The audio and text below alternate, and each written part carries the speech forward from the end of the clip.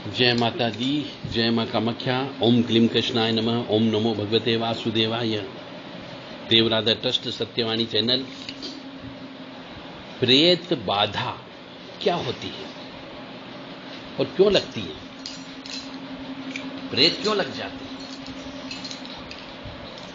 आज हम इसके बारे में विस्तृत शास्त्र मतानुसार हम चर्चा करेंगे। तो श्री गरुड़ जी ने कहा, क्या कहा कि हे प्रभो, प्रेत योनि में जो कोई भी प्राणी जाता है वे कहां रहते हैं? जैसे कोई मर गया तो प्रेत बनता है, तो वो जाता है तो कहां जाता है, कहां रहता है? और प्रेत लोक से निकलकर वे कैसे और किस स्थान पे चले जाते हैं?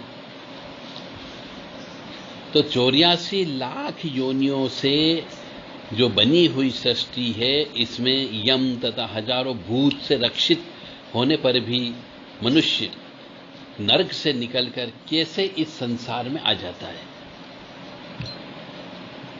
इसे आप बताने की कृपा करो। तो श्री कृष्ण जी ने कहा कि हे पक्षीराज, जहां प्रेत गण निवास करते हैं उसे तुम सुनो।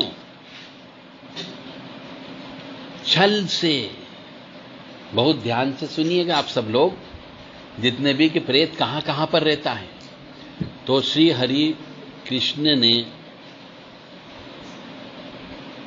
गरुड़ जी से कहा कि जो मनुष्य छल से,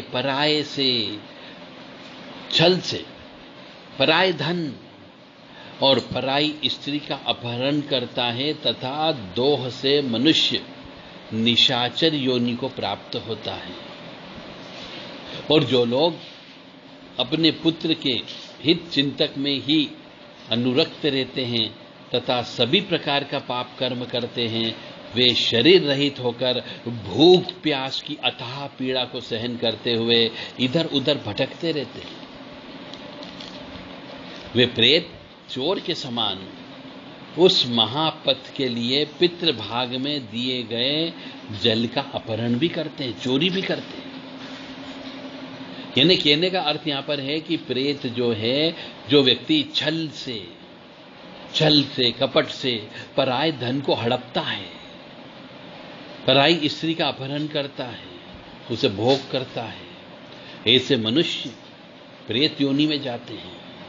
और ऐसा मनुष्य भी जो अपने पत्नी और पुत्र के लिए पाप कर्म करता है, वह भी प्रेत योनि में जाता है। और ऐसे मनुष्य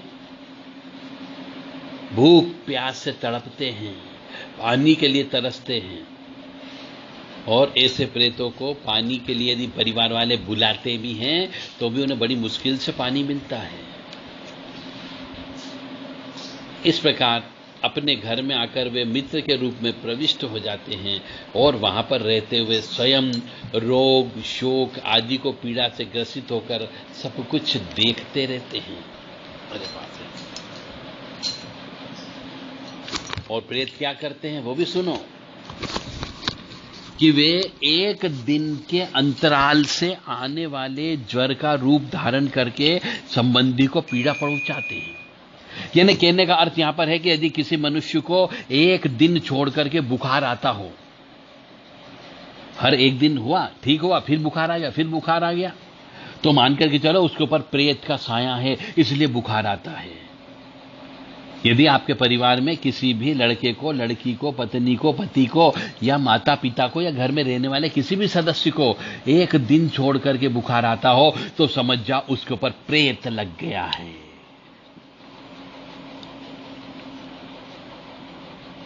और एक तीजरिया ज्वर होता है जो तीसरे दिन आता है,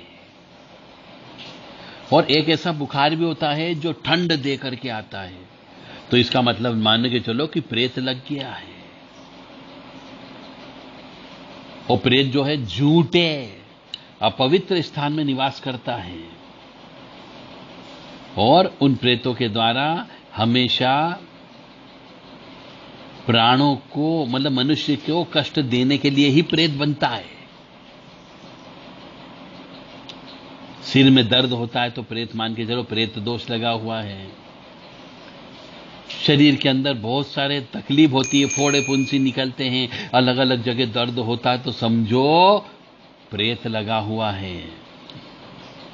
तो इस प्रकार वे दुष्कर्मी प्रेत, पाप कर्म करने वाले प्रेत कई प्रकार के दोषों में शामिल हो जाते हैं।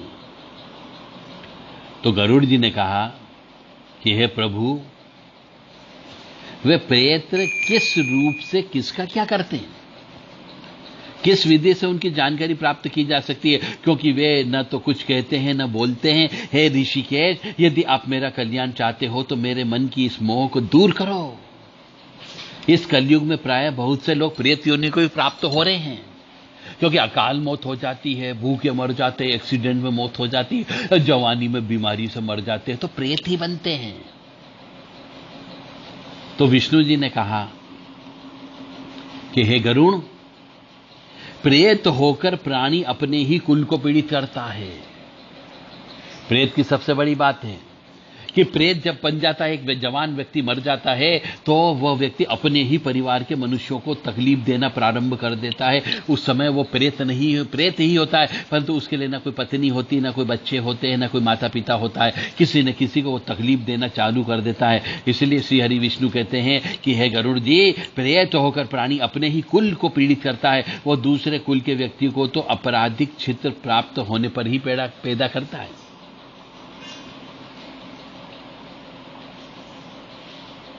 मतलब एक मनुष्य अपने जीते जी सामने यदि मनुष्य है तो वो तो प्रेमी की तरह दिखाई देता है, बहुत प्रेम करता है घर परिवार वालों से, परंतु मरने के बाद जब वो प्रेत बन जाता है तो वही दुष्ट बन जाता है, परिवार वालों को तरह तरह से यातना देता है, बीमारियां देता है, और कई बार तो आत्महत्या भी करवा लेता है। तो जो भगवान के रुद्र के मंत्र का जाप करता है, धार्मिक कार्य करता है, मंदिर में सेवा करता है, देवताओं की और अतिथि की पूजा करता है, सत्य और प्रिय बोलता हो, उसे प्रेत तकलीफ नहीं देते हैं। इसीलिए हम कहते हैं बार बार कि भैया मंदिर में जाकर के सेवा करो, अतिथि की सेवा करो, देवताओं की सेवा करो, पूजन पाठ किया करो, घर के अंदर हवन करो, तो प्रेत तकलीफ नहीं देगा। और जो व्यक्ति सभी प्रकार की धार्मिक क्रियाओं से भ्रष्ट हो गया हो, नास्तिक हो, धर्म की निंदा करता हो, सदैव असत्य बोलता हो, झूठ बोलता हो, उसी को प्रेत कष्ट देते हैं। और यानी कि जिसके ऊपर प्रेत दोष होता है उसकी आत्मा बीमार होती है, उसकी आत्मा कमजोर होती है, वह धार्मिक क्रियाओं से दुष्ट होता है, वह नास्तिक होता है, धर्म की निंदा करता है। इसलिए प्रेत कष्ट देते हैं। इसलिए मनुष्य को झूठ नहीं बोलना चाहिए। इसलिए एक ताक्ष कलयुग में अपवित्र क्रियाओं को करने वाला प्राणी प्रेत योनि में जाता है। अपवित्र क्रिया का मतलब हो गया किसी को तकलीफ देने वाला प्राणी प्रेत योनि में चला जाएगा। तो हे काश्यप, इस संसार में उत्पन्न एक ही माता पिता से पैदा हुए बहुत सी संतानों में से एक को सुख मिलता है और एक पाप कर्म में लगा रहता है, एक भयंकर कष्ट भोगता है। एक के यहाँ संतान होती है तो दूसरा प्रेत से पीड़ित होता है, एक के यहाँ पुत्र होता है तो धन धान्य से संपन्न रहता है, तो दूसरों के यहाँ पुत्र मर जाते हैं, एक के यहाँ मात्र पुत्रियां ही पुत्रियां होती है। प्रेत दोष के कारण बंधु बांधवों के साथ विरोध होता है। प्रेत योनि के प्रभाव से मनुष्य को संतान नहीं होती है।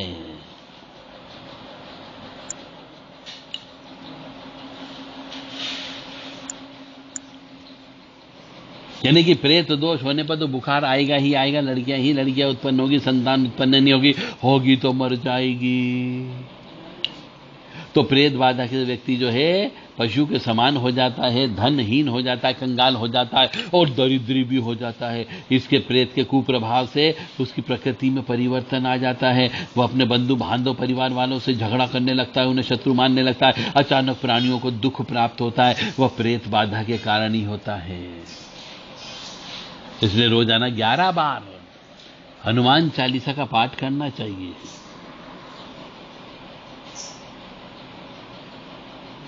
मतलब यदि कोई व्यक्ति अपने परिवार वालों के ऊपर ही उंगली उठाता हो, अपने परिवार वालों से झगड़े करते हो, अपनी परिवार वालों से मारपीट करता हो, अपने परिवार वालों के साथ अलग रहने के लिए चली जाते हो, तो समझो उस परिवार के अंदर प्रेत दोष लगा हुआ है। नास्तिकता, जीवन वृत्ति की समाप्ति, अत्यंत लोभ, प्रतिदिन होने वाले कलह, यह प्रेत से पैदा होने वाली पीड़ा है। जो पुरुष माता पिता की हत्या कर देता है, जो देवता ब्राह्मणों की निंदा करता है, जो हत्या का दोष अपने ऊपर लेता है,